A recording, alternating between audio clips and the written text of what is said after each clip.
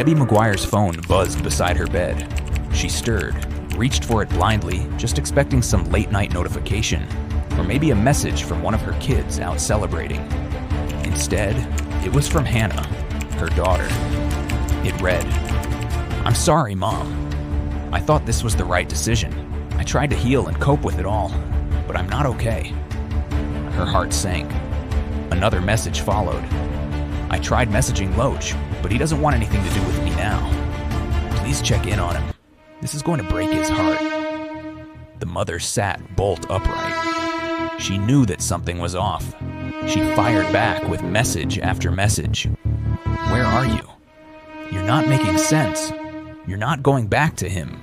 You can't live the way you were living being treated like that."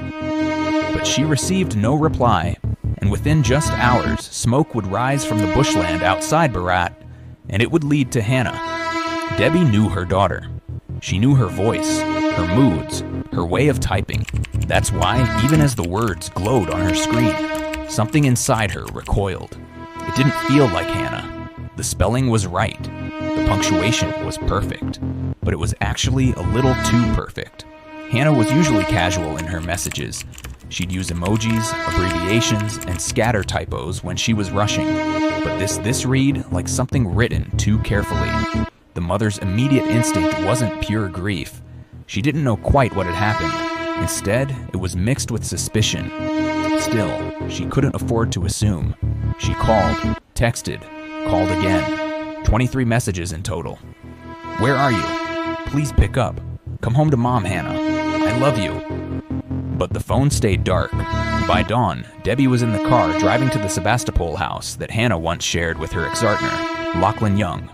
As she pulled up, she saw him. Lachlan was walking down the road with his father. She left from the car and told him about the texts.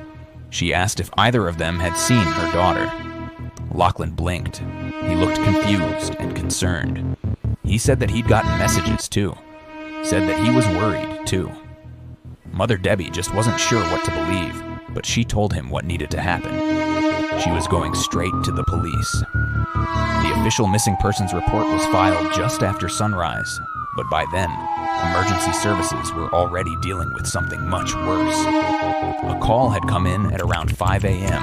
with reports of a vehicle fire deep in bushland, southwest of Ballarat. When firefighters arrived at State Forest Road, what they found was less of a car and more of a shell. It was a Mitsubishi Triton, melted, twisted, gutted by flame. As crews combed to the interior, they found something nobody should ever have to see. In the front passenger side, footwell, partially concealed beneath the warped dash, was a body. Later, they would confirm that it was Hannah McGuire. In the hours that followed, her parents were called in. What they feared most had become a reality, but the how, and more disturbingly, the why, remained unclear. The text messages still didn't make sense. Hannah hadn't shown any sign of wanting to do this. She had a new job that she loved, working with children at Delic Primary. She was a netballer, a teammate, a friend, and a daughter. She was just weeks away from finishing her teaching degree. She was planning her future, and what she wasn't doing was giving up. Somehow, the deeper investigators dug, the less clear things became. Strange money transfers surfaced. There was $5,000 wired from Hannah's account into Lachlan Young's, as well as $2,000 to her parents. All of this was done shortly before sunrise. That was when police stopped looking at Hannah's phone as evidence from her and started treating it as evidence against someone else.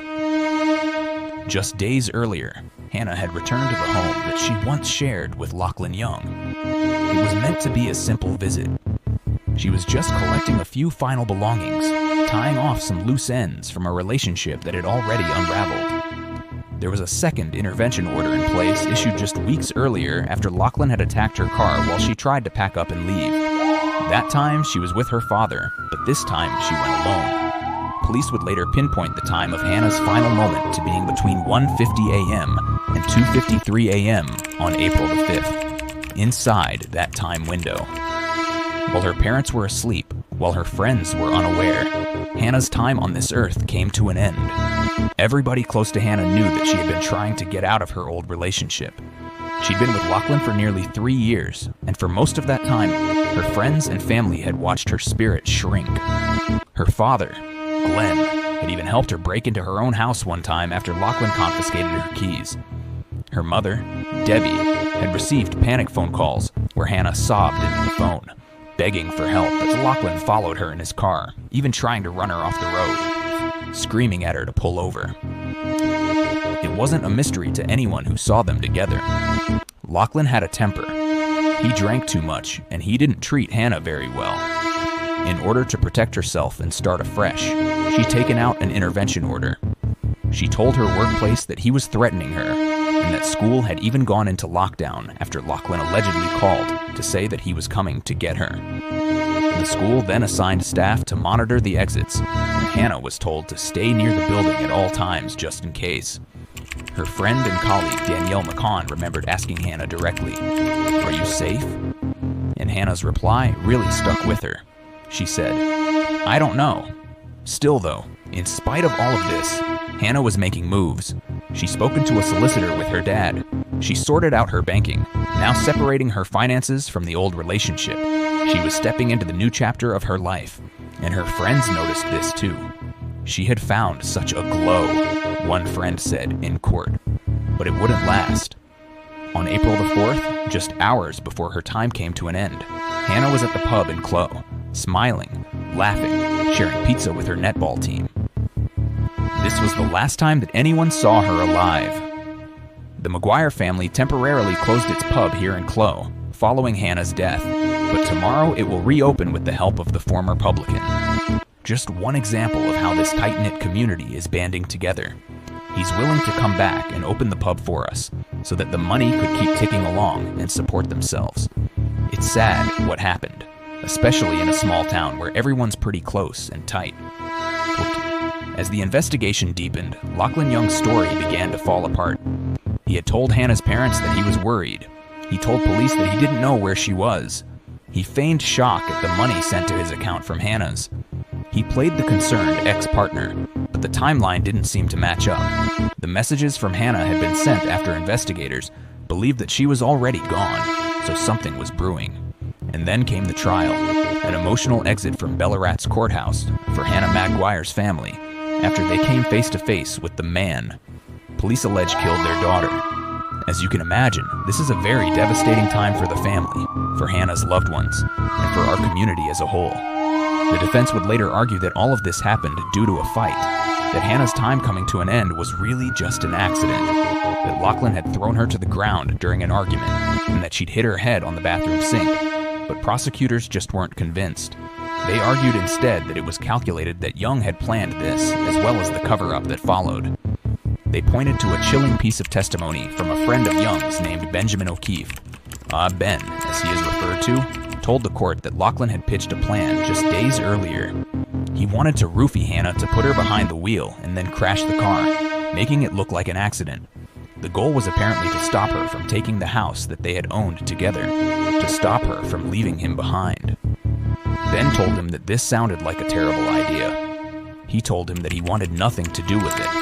But on the night of April the 4th, Lachlan messaged him once again. And this time, Ben, for some reason, went along with him. And within just hours, detectives will be standing over a burnt-out Mitsubishi Triton situated on State Forest Road in Scarsdale. The fire had long been extinguished, but the truth was just beginning to burn its way to the surface. Now, during this court appearance, we heard that it is Mr. Young's first time in custody. During the hearing, he barely lifted his head from the dock. It was a glass encased dock. He was flanked by 2 police guards. Also in the court were loved ones of Ms. McGuire. They could barely look at the accused. As the hearing proceeded, we heard from the accused lawyer. As I mentioned, it's his first time in custody. And due to the nature of this charge being murder, the lawyer could not make an application for bail. We heard from police prosecution who described this case as an incredibly complex one. We heard that multiple crime scenes have been established and they're undergoing analysis as we speak. police will also be analyzing several items, including CCTV. And we have heard that DNA evidence needs to be obtained and also analyzed. So as on July the 9th, 2025, in the Supreme Court of Ballarat, Lachlan Young stood accused of murder. He entered a plea of not guilty. He admitted that he had caused Hannah's death. Yes, but he insisted it wasn't murder, that it was all just spontaneous, an accident from a moment of rage. He even offered to plead guilty to manslaughter, but the prosecution rejected it. They argued that he'd planned this from the beginning, that the messages, the money, the fire, all of it pointed to intent, and they even had a witness to back it up. That was Ben O'Keefe. The jury heard Lachlan asked, "What are we going to do with the car?" O'Keefe replied, "Dump it. We will get in more trouble for starting a bushfire." Later that day, another friend messaged O'Keefe to say Hannah was dead. He says he confronted Lachlan at his parents' home. Hannah better not have been in that car. She was. She was already deceased. She was suffocated. Why would you get me to do something like that in my car? You've implicated me in a murder. To which Young replied calmly, "Don't worry, the police won't come." O'Keefe testified that Lachlan had talked about crashing the car with Hannah unconscious behind the wheel, that he'd asked him to come along for the ride, that he'd paid him $45 to bring a second car so that Lachlan would have a way home after torching the scene. Ben O'Keefe told the court he didn't know Hannah was in the car, that he'd never actually looked inside. Lachlan's defense accused him of lying, of helping, of trying to save himself from being charged. But prosecutors had Lachlan's text messages, his voice messages, and the bank transfers initiated by Lachlan using Hannah's phone. Also notable is the fire. It was deliberately lit by using a yellow blowtorch, later recovered near the crime scene.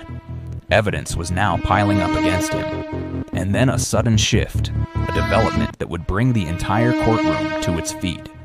Friday morning, July the 18th, 2025. It was just 8 days into a trial that was expected to last for 8 weeks. Lachlan Young stood in front of a packed Supreme Court. He had been rearranged. This time, when I asked how he wanted to plead to the charge of murder, he didn't hesitate. "Guilty," he said. There was a moment of stunned silence, and then the courtroom erupted. Hannah's friends and family clutched each other weeping. Some applauded, others stood frozen, too overcome to move. Justice James Elliott thanked the jury for their service and then ordered Lachlan Young to be taken back to the cells. Behind him was the weight of everything that he'd done, everything that he tried to hide, and everything that had finally collapsed in on him.